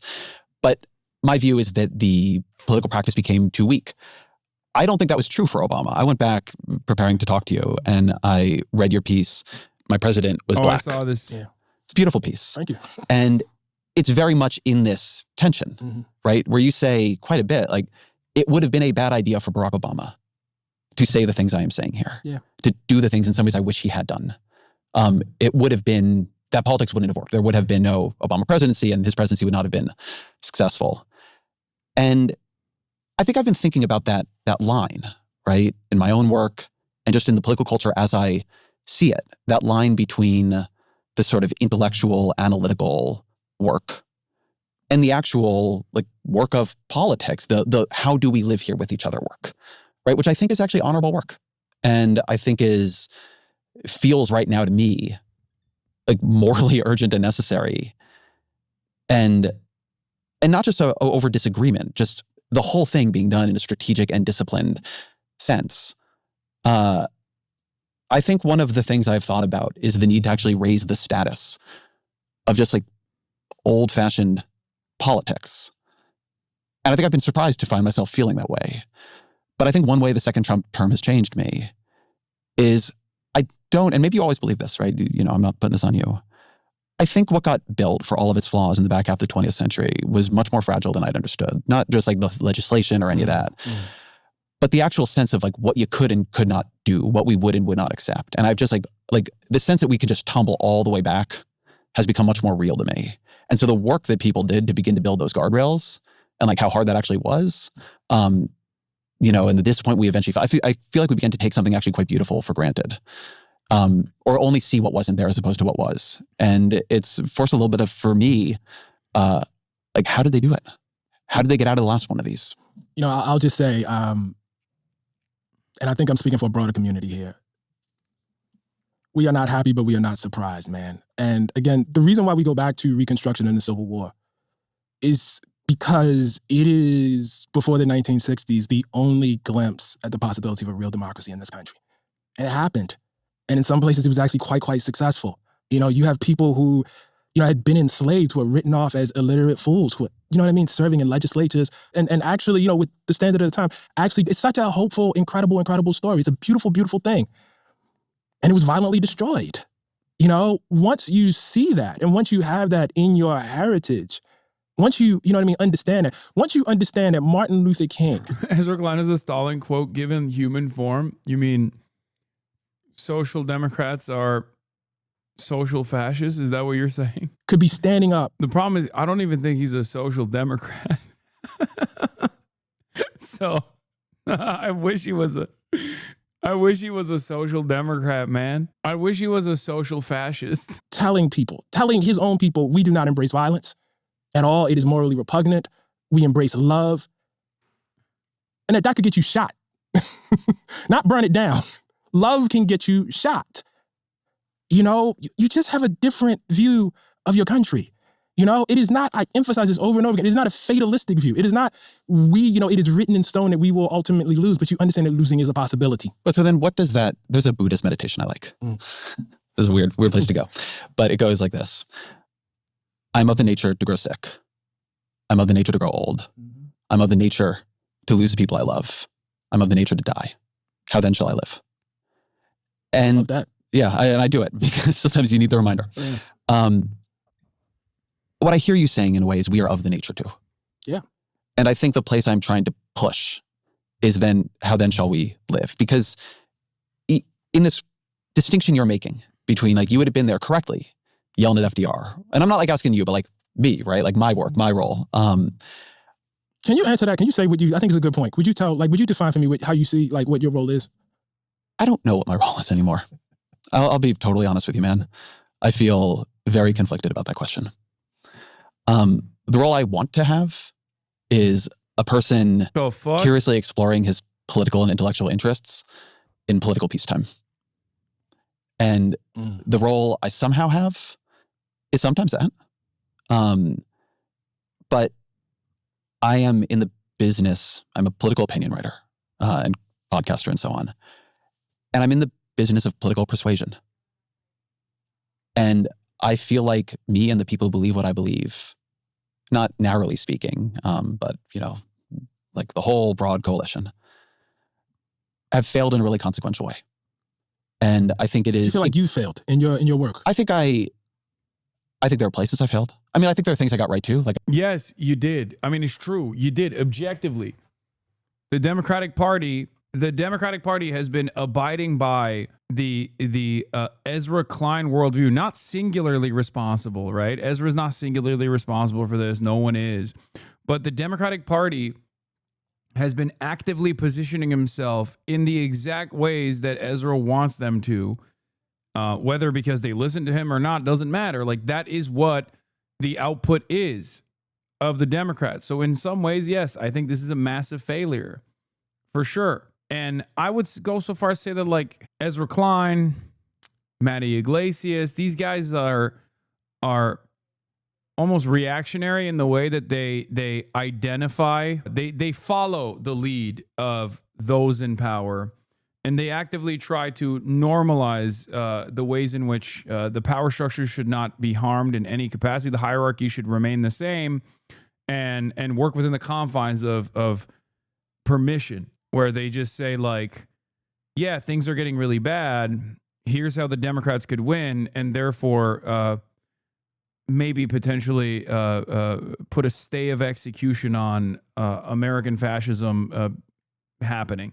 If fascism is the execution of American democracy, then the only way to do that is by just pausing that slow burn towards fascism, or the accelerated pace of moving the direction of fascism. There's no vision there, I think, of a better future. There's no vision of, like, undermining the existing hierarchies. There's no alternative vision whatsoever. Do you think you could set up a meeting with Ezra? Maybe. I mean, I would love to. I did talk to Ross, and Ross is the center-right version of Ezra's supposedly center-left version from the New York Times standards. So I think we shouldn't have run Joe Biden again. I think I was right about that. I think I've gotten a lot right, but I think I've gotten definitely things wrong. But I think we are here now, right? That's what I would really say. And it is forcing me to rethink things I would prefer not to rethink. I will give you an example because people are mad at me on this one right now. Please. I said in a podcast with my colleague Russ Dow that he was pushing me on left radicalism. I was saying, I don't care about left-wing radicalism. I don't think it's some great threat. I don't think it's a huge political problem. I worry about left-wing pessimism, fatalism, that we are losing and don't want to change anything. And I said that the question for me is, how do we win Senate seats in places like Kansas and Missouri and Ohio? I said, I would like to see us doing things like in red states, and here I meant redder than those, running pro-life candidates. People got real upset about that, and I get why.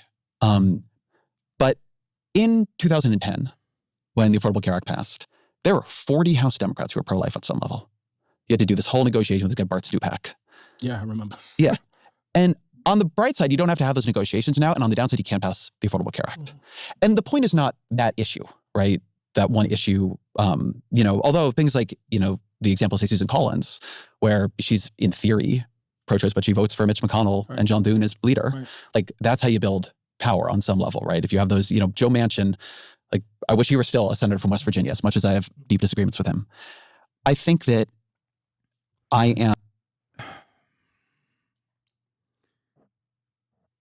Joe Manchin's position as a Democrat senator from West Virginia only works if the party has the interest of whipping his votes. If he benefits from being a spoiler more than he benefits from working in tandem with the party, then his D next to his name is only there for him to be more valuable as an infiltrator, okay? This is a major issue. Joe Manchin, as a Republican from West Virginia, would be meaningless. He'd be in a grand sea of other Republicans. He would not get the same looks from think tanks. He would not get the same amount of money from interest groups. He is only valuable as a Democrat And he knows that, okay? This is why I always stress the importance of whipping Joe Manchin. Like, not obviously literally for those who are looking to find political violence in any of my rhetoric.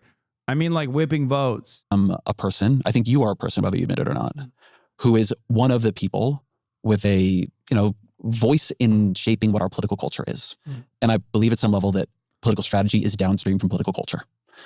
I think it means exploring things that are uncomfortable and being pretty disciplined in a way maybe I haven't been about separating the question of what I believe from what I believe will win power.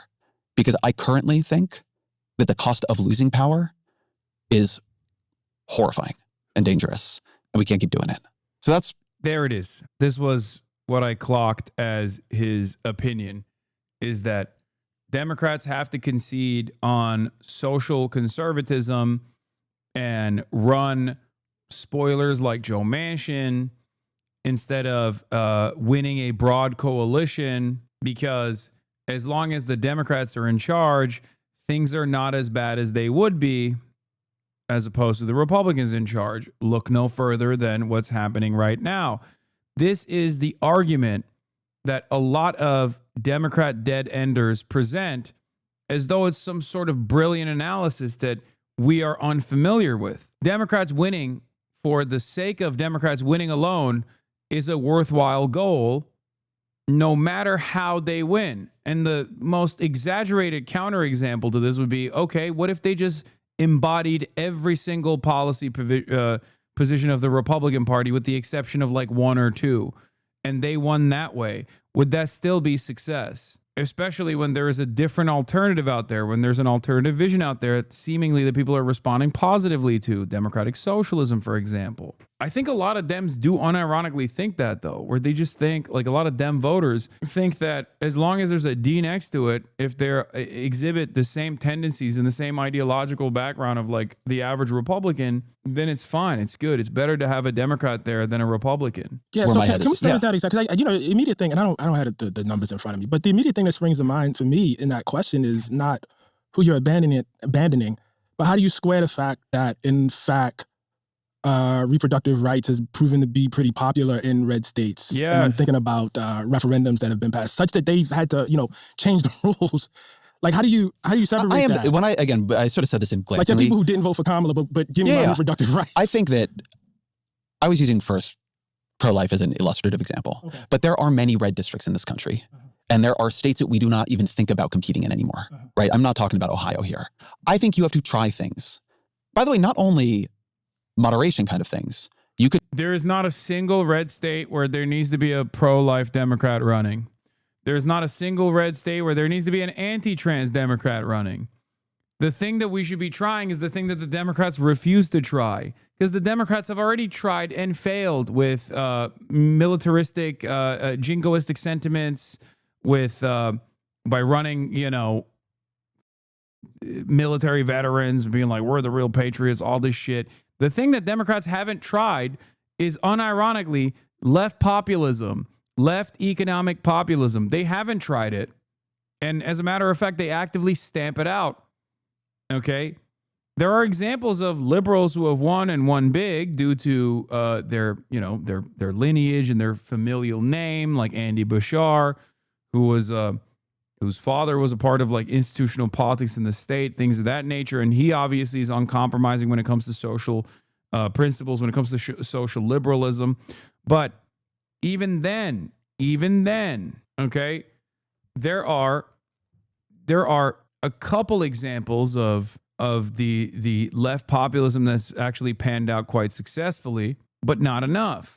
Democrats are clearly shy about that, or they have some kind of resistance to that kind of messaging. Try going much harder on economic populism, which some people are trying. I think you might need to combine those two strategies, right? Which is sort of the Dan Osborne in Nebraska approach. I think that you... So he's saying that left populism should be a strategy that's tried as long as you package it with social conservatism. I think even before the question of what your policies are, and I believe this very deeply, there's a question of whether or not people feel like you respect them and like them, even if they disagree with you. Before I think people will give you power, they don't even ask, do they like you? They ask whether you like them. And I think a lot of the country feels we don't like them. not only do I believe that, I know that. I've seen the focus groups, I've seen the survey data, I've talked to the people who work on this. And that's going to require, changing that is going to require making moves that somehow send a loud enough signal that people begin to think we've changed it at some level. Sherrod Brown should be able to win in Ohio. Yes. The reason he cannot win in Ohio is the Democratic Party itself is a millstone around his neck that drags him down. So what do you do about it? That's true. That's true. Wait. Okay, examine that further. Examine that further. What is the millstone? Is it the pro-trans stuff? Or is it the neoliberalism? Because Sherrod Brown is a winning politician in Ohio because he is an outspoken union man. Okay, and he doesn't go far enough in terms of like his own ideas of where Medicare should go. I think he's like in favor of Medicare expansion. But exactly the qualities that Sherrod Brown has that make him marketable in Ohio is the left populist policies that he advances. That's it. And the thing that actually puts him underwater in a place like Ohio is not the fact that the Democrats are seen as like being too pro-trans or anything. The only reason why people hyper-focus on that shit is because the Democrats themselves are not aligned with Sherrod Brown on being uncompromisingly pro-labor union or even like pushing the boundaries of what is permissible in terms of left economic populism. That's it. And even Sherrod Brown himself, actually, in my opinion, was nowhere near as aggressive on that front. I've said this so many times. I'm not making shit up. I'm not inventing an alternative reality where everybody's like super pro-trans. That's not the case. Most Americans believe in these two things that are utterly conflicting with one another, okay? One, trans people are actually disproportionately targeted and marginalized, and that's bad. This is literally a majority position. Two, trans people are gross and weird. I don't understand them, and they're it freaks me out when I think about them. Okay? Those two positions seem directly at odds with one another, and yet that is the majority position in America. Okay? That is the majority position in America. If you look at any polls on trans people, that is literally the majority position. This means that there's room for growth in either direction. Okay? Most people don't think about trans people all that much unless they are made to think about trans people all the time. And that's part of the reason why the Republicans constantly hammer that point on over and over again. Okay? There's a reason why a lot of people who are transphobic will be like, oh, I'm not hateful to trans people by any means.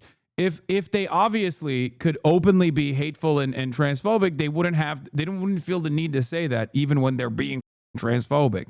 Okay? This is something that I stressed over and over again. The same goes for immigrants. Most Americans are, on the one hand, subscribing to the notion that immigrants are actually doing a lot of crimes and shit. Is a failed hysteria that obviously has been successful in terms of gaining prominence in this conversation in the absence of any sort of counter messaging, right? But they also believe in mass amnesty.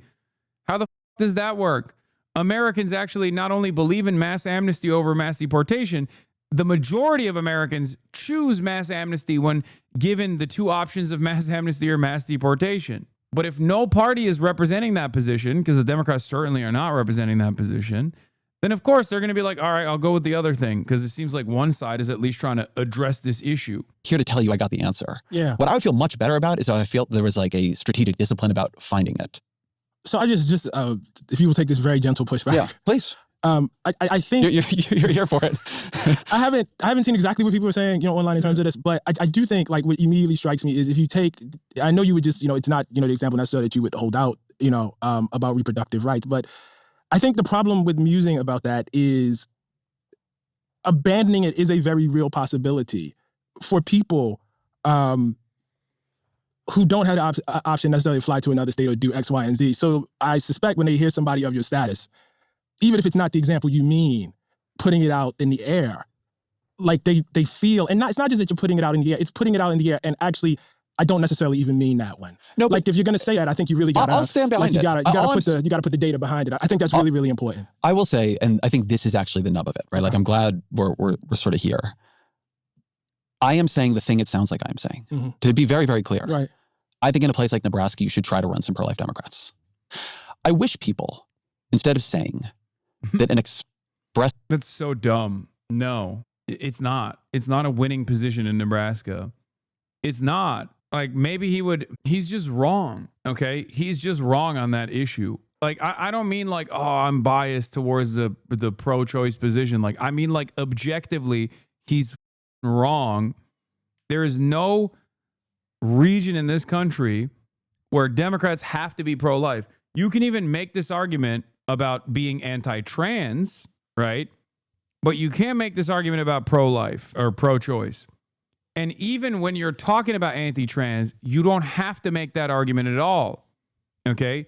It is a coward's argument to make because there are far more gains that you can make by presenting a left populist economic message and move people's attention away from trans issues, okay? That's my argument. You have to give Republicans something to fight for, or something to fight against, rather. That's at the heart of the politics of the reactionary, is like they have to constantly undermine gains that you're making. And in the absence of something to fight against, they just claw back pre-existing civil rights. And we have, unfortunately, post-Reagan, in the period of unprecedented, unfettered neoliberalism, have redesigned American politics to follow the lead of the Republicans. Nebraska voters will vote for two high-profile referendums. The initiative to right to abortion, establish the right to abortion until fetal viability, lost by 2%. There is no reason to go for a what do you call it? A pro-life candidate in a state like that. If that's enough for you to capitulate, you should be running anti-Semites, not even anti-Israel people, but like straight up anti-Semitic candidates. And I don't think Ezra Klein would ever advocate for that. Okay. Do you see what I mean? It's ridiculous. There are certain things that understandably he's never going to advocate for, and I would never advocate for either.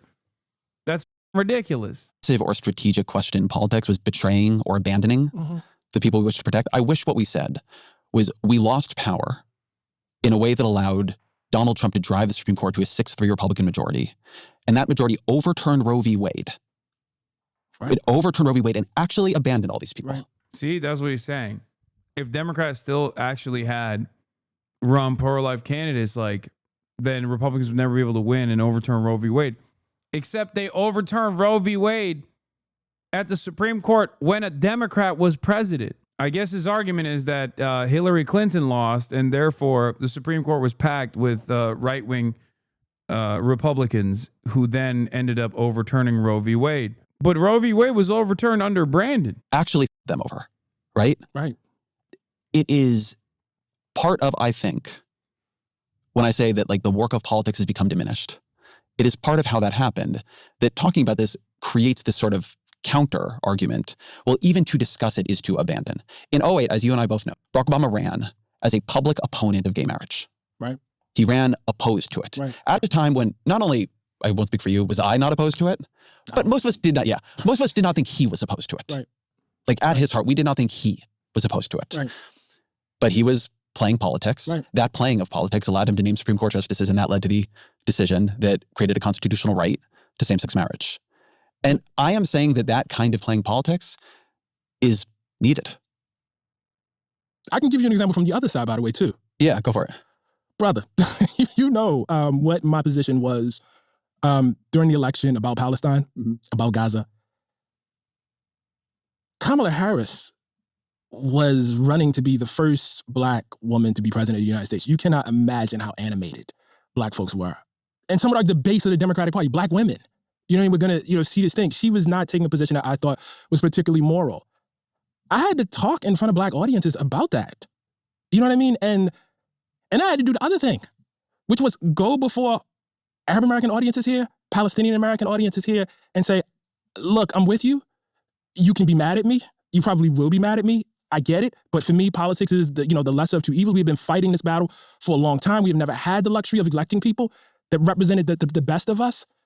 And this is why I'm voting for her. This is a really, really serious thing. And when you hear these Palestinians Palestinian Americans, and when you hear these Muslim Americans, and when you hear these Arab Americans upset about this, you can't just yell at them. You have to take them seriously. These were hard, very, very difficult conversations. But when I made those conversations, look, man, I had to be buttoned up about it. I just think you take very, very seriously the need to convince people outside of the tent right now, right? About like we have to convince them to come in.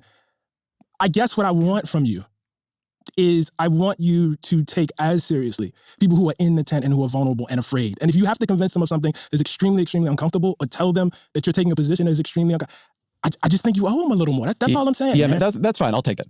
But I want to put this on you for a minute, right? Sure. You keep sort of putting it back on me. Yeah. I'm going to repeat this one more time. I want racists and transphobes to vote for the Democratic Party, okay? I don't want them to vote for the Democratic Party because the Democrats have become racist and transphobic. I want them to vote for the Democratic Party in spite of their racism and their transphobia, because the Democratic Party is pushing the boundaries of what is possible in terms of social welfare, in terms of bringing back autonomy to the workforce, in terms of public housing, in terms of healthcare, universality, okay? That's what I want. I'll say it. I say it all the time, but I think I need to repeat it over and over again, okay? That's it.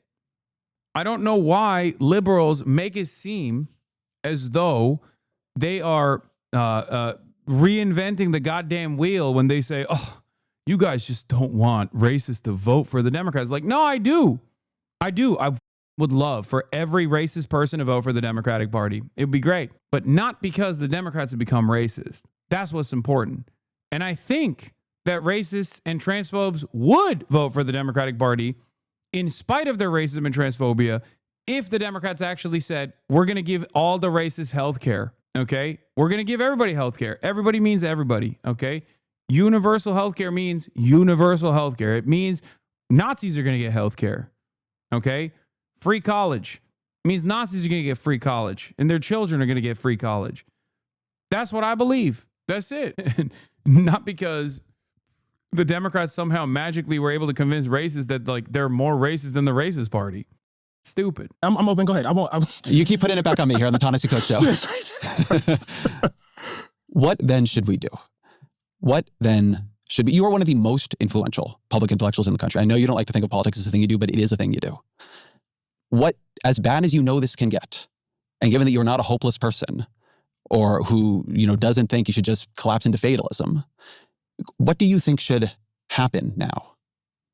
I think that really depends on what your role is. I don't have a great overarching theory for what everybody needs to do because I think we all have different positions. I know what my role is. And I do see myself as part of politics, by the way. Yeah. And I think that's a very, very important way of answering the question. I mean, I'm not going to be the person that yells at you because, you went on a bunch of right-wing podcasts. As I've said many times, in the course of this interview, I see myself as a writer. I see myself as a journalist. I see myself as someone for whom it's very, very important to state the truth plainly and to clarify things as best I can. I'm not a strategist for the party, and I've tried to, as you raised in that Barack Obama. This is a funny take, but it's true. Racists used to vote for the Democrats because the Democrats were pro-union and they cared about the union more than being racist. Being racist was just a hobby for them back then. Now that they have no jobs, being racist is their new job. I think there was more to it because I think a lot of the people that used to vote, like there were a lot of people in the South that voted for the union side, but then there was also a lot of people that voted for the racism side because the Democrats in the South were still eating off the gains of the Dixiecrats. Until, like, I would say Barack Obama, because he was black. And I think that kind of really changed the dynamic a little bit for a lot of the, like, that was the final nail in the coffin for Dixiecrats because, a black man was the Democratic leader. But you're not wrong. It's just not the whole story, I would say. But I do like the way you framed it. It's pretty funny. They lost. Now that the racists have no jobs, being racist is their new job. It's no longer a hobby. It's their occupation now. It used to be just their hobby. Obama piece. I tried to respect the difference. I guess I'm not pushing you to be a political strategist, right? I think that for me, something you see me doing right here, something I think people reacting to me doing is saying, well, if the fight is this profound and we're losing the fight, then the question is to think about how we fight. Right. That's something about knowing that this much of the country is, on the wrong side of what my line would have been. Right. knowing that what Kirk was doing, what people like him were doing, was working. Right. That imposes a set of questions upon us that need to be answered. Right. Civil Rights Act wasn't the final nail. No. The Southern strategy worked, but like there were still Dixiecrats until like in the early 90s and shit. There were still institutional names in the South that were prominent Democrats that racists knew to vote for and did continue to vote for. But part of that was still the last bastion of like union voters, union votes. But then the other part of it was because like there were some racist ass Democrats, let's be real. The thing I'm struggling with in this conversation and even in that question is the fact that there are things that you yourself have actually advocated for that had they been done, we would be having a very different conversation. I think I want it to not be close. You said what? I want it to not be close. See, I mean, you will call this my fatalism, but I am not surprised. I think it's going to be close. I think it'll be close for a very, very long time. I would like for it to be less close too. But do you think that's within our power or not really? Listen, I have a friend, and I'm not going to out him. He's a mutual friend of ours who always says, this is the best set of white folks we have ever had in the entire history of Black America. This is the most woke. This is the least racist. This is the most aware group that we have had.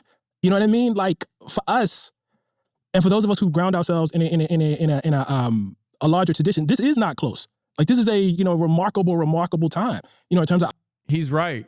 It's just that that's how dire the situation used to be and still is. Our freedom, as writers and journalists to speak to people in terms of the amount of people who are empowered and have some amount of privilege and could just look away and are not looking away, it's not a great time politically. You understand what I'm saying? But it's just, it's not the worst either. No, it's not. It's not the worst, All right, then I think always our final question.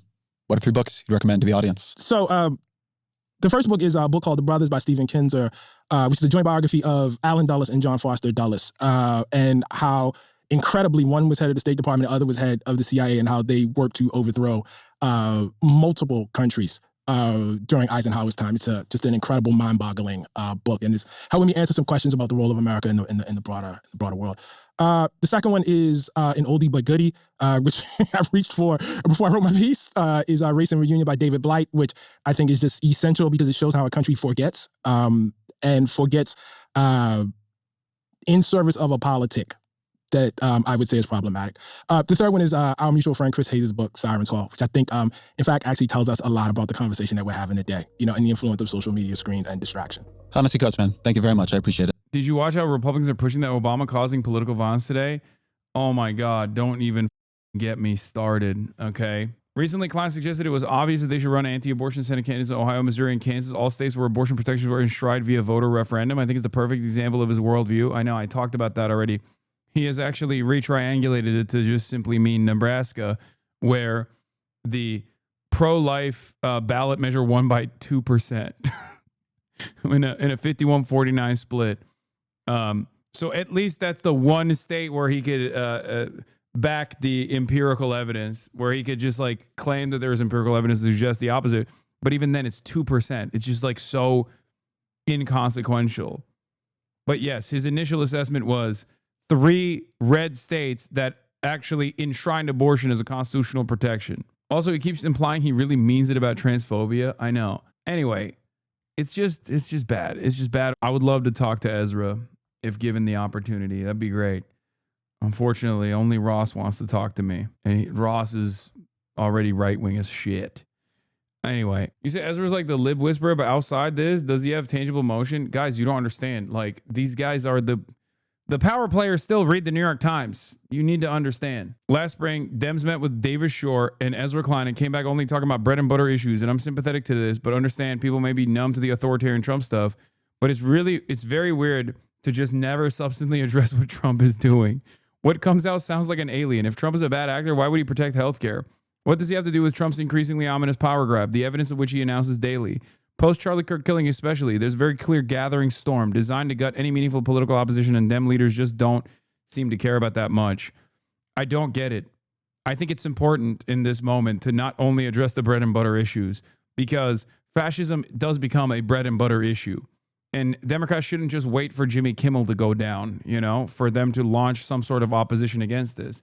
But once again, Democrats are always leading, or never leading, sorry, always following. Ezra is your least favorite Dems favorite podcaster and probably most of your favorite Dems too. Because they're targeting the left and Democrats don't give a fuck about us being targeted. Yeah, they're stupid if they think that it's going to only target the left. That's my point. There was a Republican politician that made a list. The list only comprised of Democratic Party politicians. Okay? This is going to be a fight that needs to be fought in every step, in every different ideological tendency. Any kind of liberalism will be stamped out with the same severity as like radical leftist politics. And I think a lot of people don't understand that. A lot of Democrats don't understand that. Like, dude, the designation that they put forward literally says anti-Americanism, anti-capitalism is as a marker for violent rhetoric, anti-Americanism, opposing the traditional American values of family and morality. That's just shit that Republicans say about all Democrats. That is straight up just everything that the Republicans claim Democrats believe. Yeah, anti-Christian too. Oh, that was another immediate lock that I had when they were going after the anti-Semitism stuff, like the fake anti-Semitism battle that they were tasked with. If you recall, I said this will quickly move to anti-Christian sentiment as well. The new directive targeting anti-Christian, anti-American, and anti-capitalist speech as terrorism is being taken very seriously by top DC law firm, but Congress is silent. Trump's NSPM 7 alarms law firms while Congress is silent. Domestic terror washes the double, sources say. I said this already over and over again.